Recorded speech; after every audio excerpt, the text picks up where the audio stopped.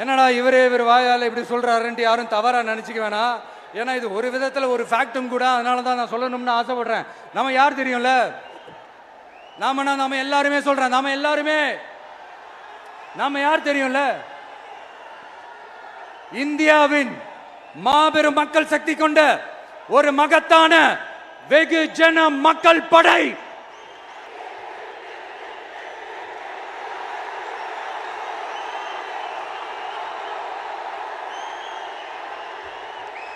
அதனால நம்ம தலைமையில நாம் அமைக்க போற இந்த உண்மையான மக்களாட்சிக்கான அச்சாரமாக மாபெரும் மக்கள் சக்தியை அணி அணியாக நம்மளோட திரண்டு நிக்கிறப்போ இந்த அடிமை கூட்டணியில சேர வேண்டிய அவசியம் நமக்கு இருக்குங்க.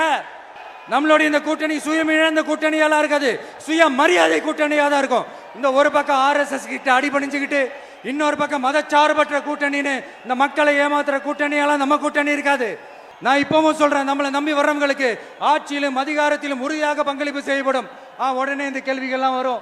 அப்ப யாரு கூட்டணி, யாரு வரா, யாரு போறா, இந்த கேள்விகள்லாம் வரும். இந்த கேள்விகளுக்கெல்லாம் ஒரே ஒரு பதில் தான், சஸ்பென்ஸ்ல சஞ்சாரம் செய்யுங்க. ஆனா ஒண்ணு, 2026ல 2 பேருக்கு நடுவுல தான் போட்டியே. ஒன்னு TVK,